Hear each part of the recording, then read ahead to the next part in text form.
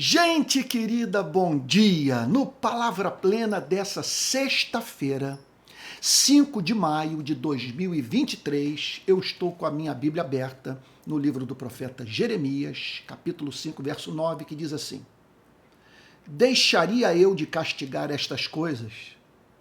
Diz o Senhor. Não deveria eu me vingar de uma nação como esta? Na verdade, o que Deus está perguntando é o seguinte: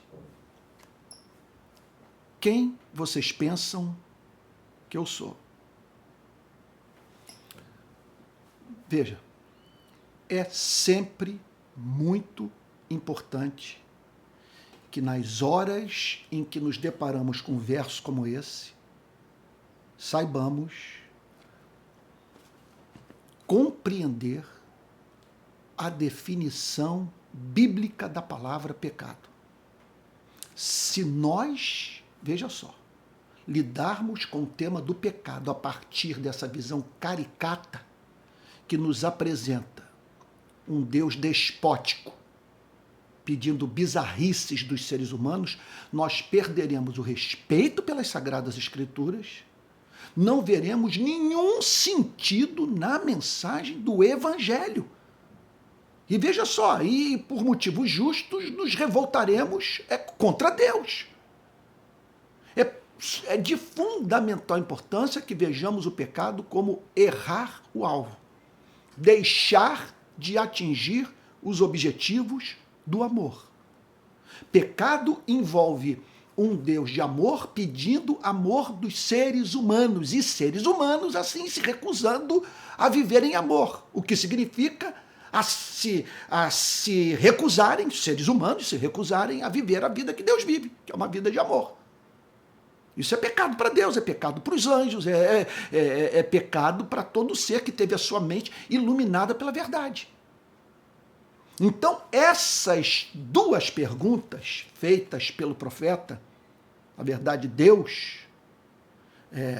apresentando duas questões seríssimas para Israel: deixaria eu de castigar estas coisas? Não deveria eu me vingar de uma nação como esta? Olha, pressupõe três fatos. Número 1, que a natureza santa de Deus faz com que ele veja certos comportamentos humanos, motivações humanas, estados de alma humanos como repulsivos à sua santidade. Eu vou te dizer, se não é assim, nós não temos motivos para amar a Deus. Nós amamos a Deus porque ele odeia o desamor. Você está entendendo o ponto?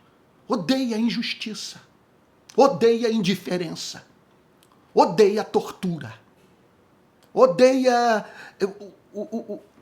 o homem se comportar como lobo do homem.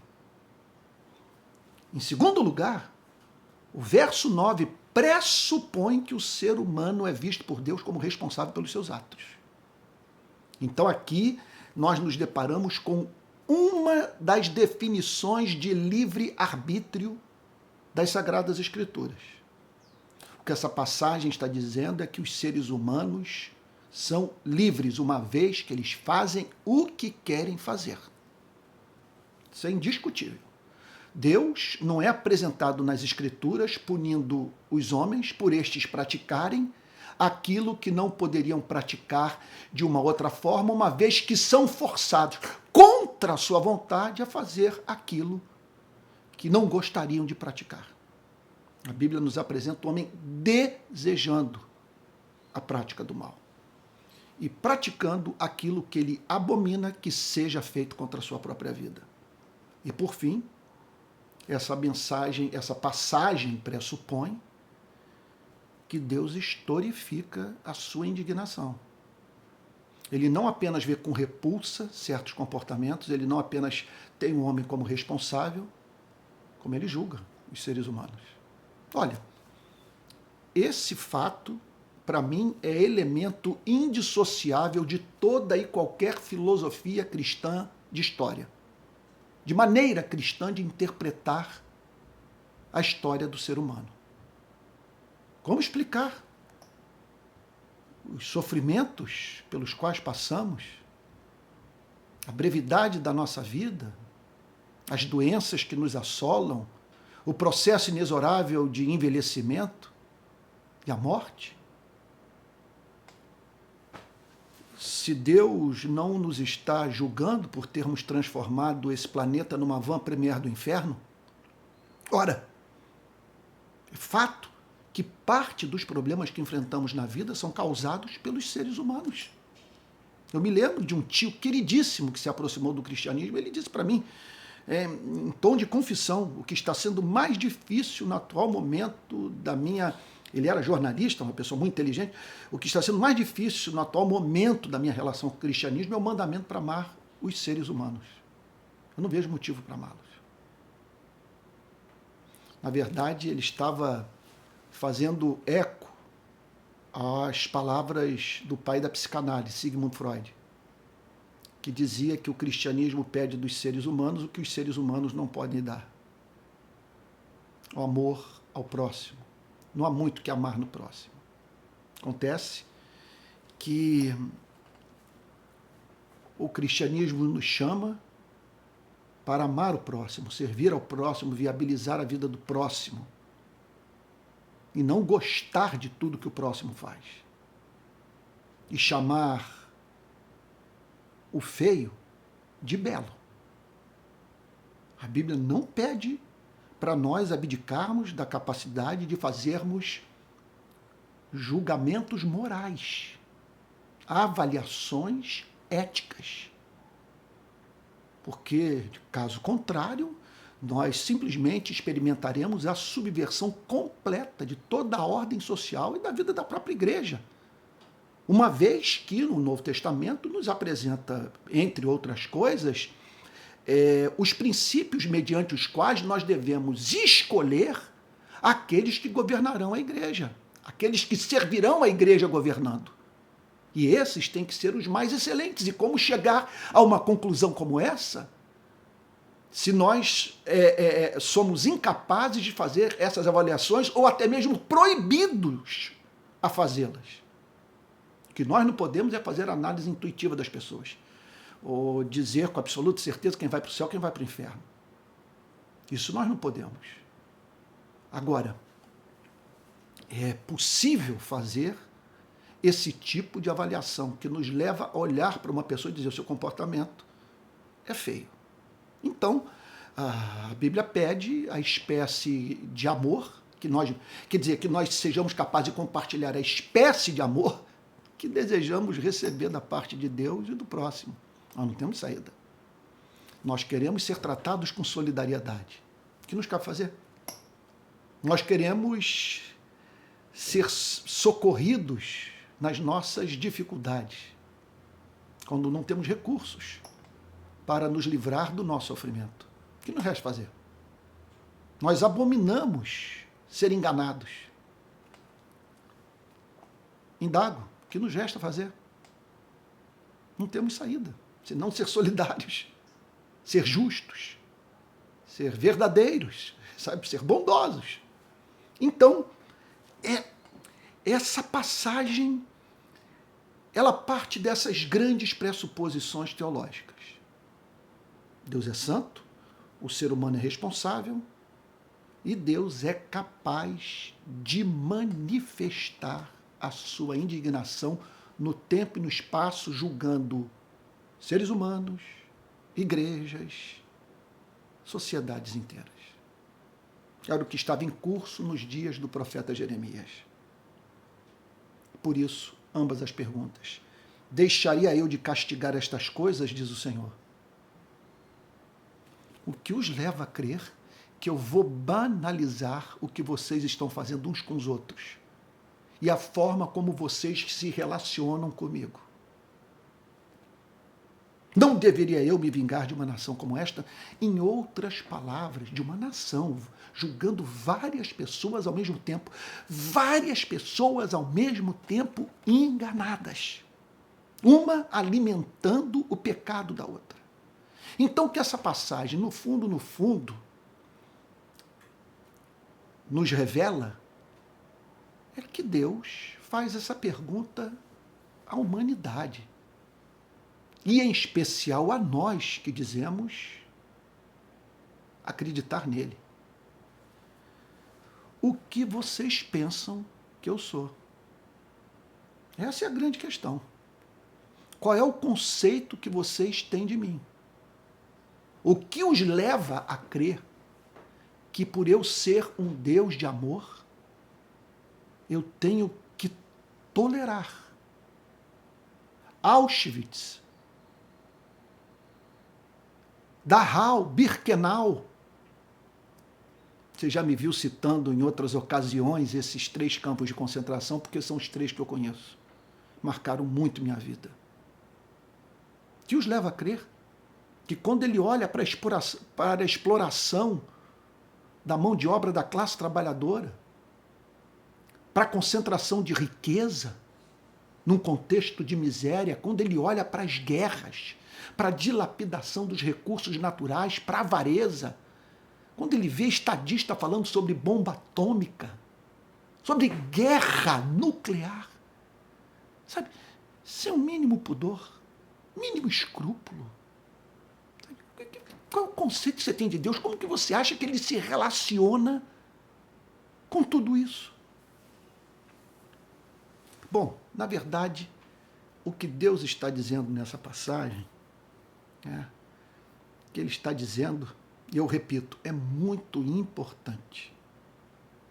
Eu insisto nesse ponto. O cristianismo inteiro depende de um conceito correto sobre a palavra pecado. Se tratarmos o tema do pecado numa perspectiva moralista, de um Deus neuroticamente meticuloso, pedindo tolices das nossas partes, um versículo como esse, realmente, olha, é coisa de nos enfastiar e dizer o seguinte: eu não quero ter contato com esse livro.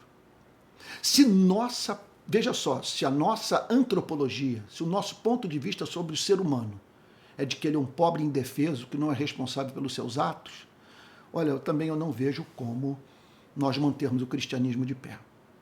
E temos que ler essas passagens, especialmente uma passagem contundente como essa, como um atentado contra pobres coitados, que não precisam ser admoestados. Eles só carecem da consolação a ser ministrada por uma igreja que somente prega positivamente, sabe? Que nunca chama o ser humano por arrependimento. Então, essa passagem nos apresenta Deus dizendo quem vocês pensam que eu sou. O que Deus está dizendo aqui são 3 fatos, 3 verdades que nós deveríamos guardar em nossas memórias. Primeiro, a minha natureza santa exige que o pecado seja punido. A pergunta é muito clara. Deixaria eu de castigar essas coisas? O que você acha? Eu vou pegar o exemplo mais extremo. Ele olha para a Alemanha de Hitler. Hitler invadindo a Polônia, a Tchecoslováquia, a França, levando destruição para o mundo inteiro. Então, quer dizer, tensionando dominar o mundo inteiro. E se fosse possível, levar destruição para o mundo inteiro e assim fazendo prevalecer a sua vontade diabólica. Deixaria Deus de permitir que as tropas aliadas e da União Soviética entrassem em Berlim e a sociedade alemã fosse julgada? Então, o que essa passagem nos apresenta é Deus se dirigindo ao seu povo e à humanidade nesses termos: a minha natureza santa exige que o pecado seja punido. Em segundo lugar, a minha natureza santa deveria levá-los a me temerem. Porque crer nesse conceito de pecado que eu acabei de apresentar, um Deus santo, que pede o que é razoável de seres responsáveis e que os admoesta quanto ao fato que ele julgará quem não vive uma vida de amor, veja só, isso tudo deveria nos levar a temer a Deus, a não brincar com quem quer que seja, a não manipular pessoas, a não manter, vou usar uma terminologia da época que eu não gosto muito, mas é que está sendo usada, puxa vida, assim, um relacionamento que envenena a vida das pessoas. Mantendo assim relação utilitarista com aqueles que nos cercam. Não pense que Deus não irá julgá-lo. Nós deveríamos, portanto, temer a Deus. Se tudo isso é verdadeiro, nós deveríamos desenvolver um respeito maior pelo Criador. Veja só, cuja mão sustenta a sua e a minha respiração. E por fim, terceira e última aplicação prática. Eu vejo Deus aqui dizendo para você, para mim, minha natureza santa deveria ser elemento central da sua teologia, do seu louvor e da sua ética. Porque é justamente por ele ser santo, abominar o pecado e julgar os pecadores. Veja só, que nós compreendemos as narrativas bíblicas e os fatos da história que nos revelam a vida se voltando contra os seres humanos. Então, esse elemento indissociável de uma verdadeira doutrina sobre o ser e os atributos de Deus. Ele é santo, separado, absolutamente separado do mal moral. Em segundo lugar, é justamente essa teologia que deveria ser o fundamento do nosso louvor. Ora, porque saber que o universo é governado por um ser que ama o amor, que é amor, que ama a justiça, que cumpre os seus pactos, que abomina o mal. Olha, saber que o Todo-Poderoso, o que tem o controle da vida em suas mãos, é limitado pela sua natureza santa, de modo que ele não pode fazer nada que seja contrário à sua santidade. Esse é o motivo, eu diria, é o motivo maior do nosso louvor, porque nós não amaríamos se ele fosse uma onisciência capaz de usar o seu conhecimento para a prática do mal, uma onipresença que apavora, sabe? Uma onipotência que só usa o seu poder para destruir vidas inocentes. Nós o amamos porque ele é santo, santo, santo. E, por fim, esse deveria ser o fundamento da nossa ética. Nós vivemos em santidade porque a realidade última, o ser que está por trás de tudo que foi criado, é santo. Então, em que consiste a ética cristã? Em contemplar essa beleza e reproduzi-la nas nossas vidas. Em sermos santos, como o Senhor é santo, apartados radicalmente do mal. Então, que você leve a sério essas perguntas. Deixaria eu de castigar estas coisas?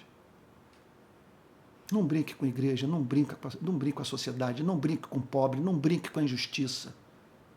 Tome cuidado com o que você fala nas redes sociais. Não divulgue mentiras falsas. Seja responsável pelo que você passa adiante. Procure conhecer a origem da informação recebida e que você tenciona comunicar. Deixaria eu de castigar estas coisas? Não use ninguém, não explore ninguém. Não permita que ninguém adoeça por sua causa. Não deveria eu me vingar de uma nação como esta? Vamos orar? Pai Santo, aquilo que nos leva a louvá-lo é aquilo, Senhor, que nos enche de respeito por Ti. Tu és santo e Tu és Deus que manifesta a Tua justiça na vida dos seres humanos. Que por tudo isso nós o vejamos como belo, como amável, como excelente, porque tu és Deus de amor, portanto, absolutamente apartado do mal. E que tudo isso nos leve a ter um amor respeitoso por ti. Que não venhamos a dar motivo para o Senhor ter que manifestar a sua justiça em nossas vidas. Que o Senhor nos cubra com misericórdia, porque não há quem não peque. Trata-nos com graça. E que o Senhor encontre sempre em nós um coração quebrantado. Em nome de Jesus, Senhor. Amém. Estamos chegando ao final de mais uma semana. Pela infinita bondade de Deus, podemos manter o Palavra Plena durante toda a semana que hoje se finda. Todas as manhãs, às 9h30, uma meditação sobre esse livro perturbador. Se as mensagens estão sendo vistas por você como mensagens muito contundentes, lembre-se que minha tarefa é apenas interpretar e aplicar as Sagradas Escrituras e os textos de Jeremias, os versos do livro do profeta Jeremias, são muito fortes. Mas, se amamos a verdade, nós estamos dispostos a ser contrariados por ela e ficarmos do lado da verdade mesmo quando a verdade vai de encontro aos nossos interesses e nos fere. Bom, eu gostaria de lhe dizer que na semana que vem continuaremos com Palavra Plena, cumprindo, portanto, essa agenda de segunda a sexta no mesmo horário. E terças e quintas o curso de teologia que eu estou ministrando, tratando de 5 disciplinas, tá bom, do mundo da teologia. E gostaria também de estimulá-lo a nos ajudar a manter o programa, manter meu ministério e tal, em razão de tantas mudanças pelas quais eu passei, eu diria batalhas que enfrentei e que estão exigindo, portanto, que eu saia em busca da manutenção do meu trabalho. Então, caso você queira contribuir, eu ofereço 2 caminhos para você, pelo menos, entre outros. Depois, na descrição desse vídeo, você vai encontrar, tá bom? Os links, todos. Mas olha, 2 são especiais, você se tornar membro do canal e enviar uma oferta para esse Pix, palavraplena@gmail.com, tá bom? palavraplena@gmail.com. Que Deus abençoe e o guarde, tá bom? Que você tenha um bom final de semana e até segunda-feira para mais um Palavra Plena.